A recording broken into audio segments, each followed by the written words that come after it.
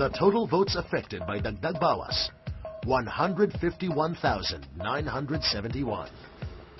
In the municipality of Isulad, note the number of registered voters, 300.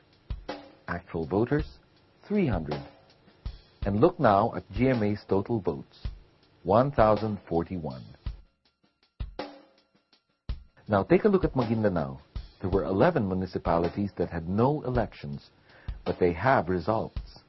GMA with 99% and FPJ with 1%.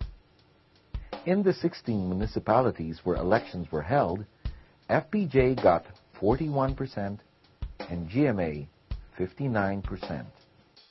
Moving right along, in her calls to Garciliano, GMA clearly wanted to win by a margin of at least 1 million votes. At that point, GMA had an artificial lead of only 567,656 from Luzon and Visayas. Garciliano tampered with results in Mindanao, giving GMA an official margin of 496,116 fabricated votes.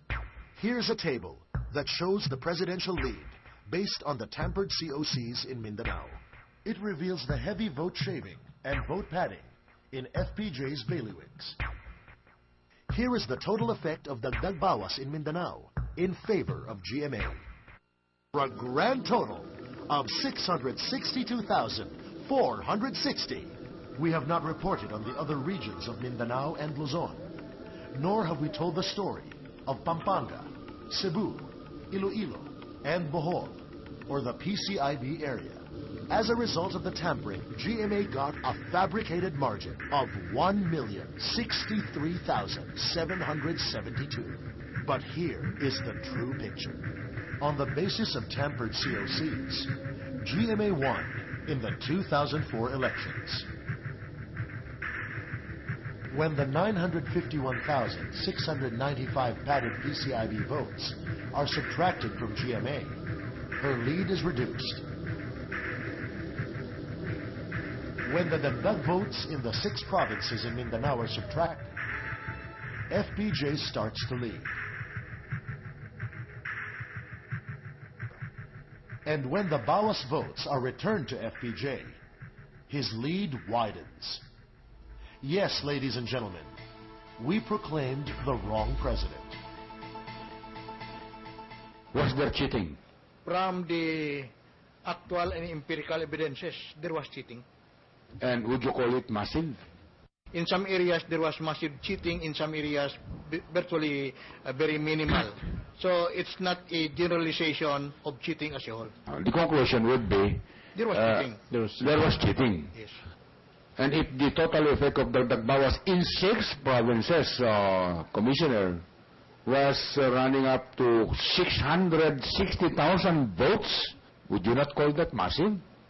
Well, we have not yet examined thoroughly the documents. No? I would rather be cautious because to conclude a massive cheating is a very bad reflection of all of us.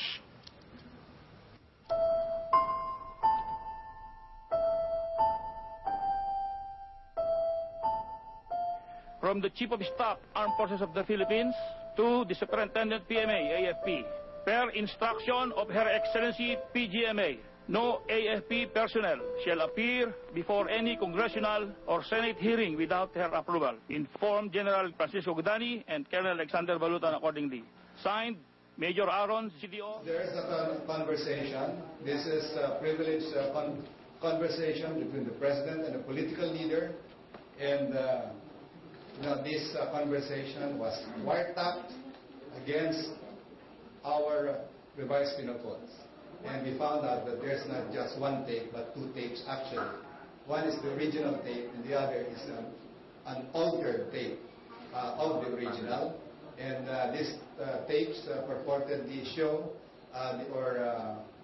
proffer the alleged conversation of the President and a Comelec Commissioner. Doon sa Lanao del Sur at sa Basilan, ilan lang naman yung SOB sa COC. Kung ano yan, kung sinasabi nila wala na naman ho. Hindi nagmamatch. Hindi nagmamatch.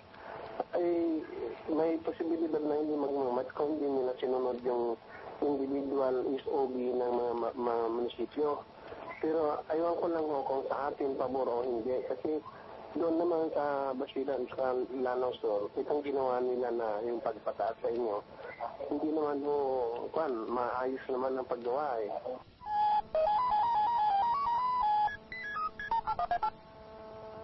Hello ma'am, good evening. Doon sa Lanao del Sur, sa Basilan, hindi lang na-match yung SOB sa COC. Kung ano yan, ang sinasabi nila, wala na naman ho. Hindi nagmamatch. Hindi nagmamatch? Baka honest mistake lang ho, dahil sa pagod at puyat ng canvassers. Pero ni-review naman nila at pag may mali, kinokorek nila eh. Pero kung minsan nagkakamali lang sa pagbasa ng municipal COC pag hindi malinaw. Nagbabantay naman ho yung mga watchers natin, ma'am. So nagmamatch. That is the voice of the president, but that is not the president talking. So will I still lead by more than 1 M? Yes, it is the voice of the president, but that is not the president talking. Hello, 40 plus daw ang talo ko doon sa Cotabato. Yes, it is the voice of the president, but that is not the president talking. Hello, Garci. That is the voice of the president, but that is not the president talking. Hello. Hello. Hello. Lozano claims bringing the impeachment complaint to the Secretary of Congress was an independent move on his part. Sa Kongreso, inindorso na ni Alagad Party List Representative Rodante Marcoleta ang impeachment complaint. Pero duda si Opposition Congressman Francis Escudero na patibong lamang ito dahil bahagi ng Rainbow Coalition si Marcoleta. Debate has been terminated. Mr. Chairman, may I appeal the ruling of the Chair, Mr. Chair? There is a motion, Mr. Chairman. Has been being, the fact that debate has been terminated, the House now will go to its division. Point of order, Mr. Chairman. Mr. Chairman. Mr. Chair. I move to adjourn, Mr. Chair. Mr. Chair. Move to adjourn, Mr. Chair. Point of order, Mr. Chairman. Move to adjourn, Mr. Chair. Move to adjourn.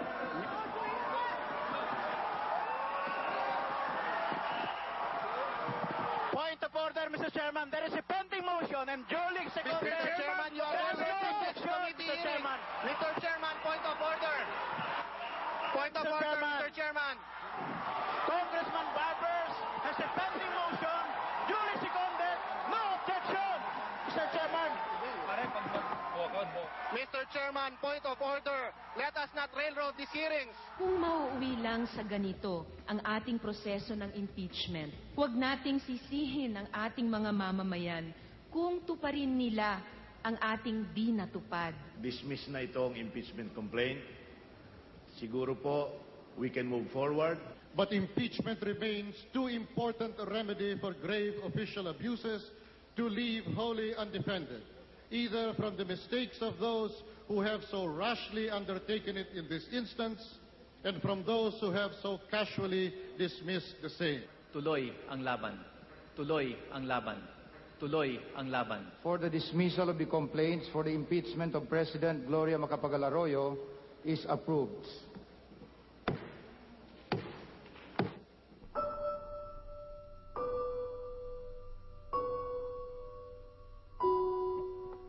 Mr. Garciliano, kung makakarinig po kayo sa inyong opisina ng nag-uusap na inyong subordinate at sinasabi po nung election official, yung dagdag, pipilitin po natin.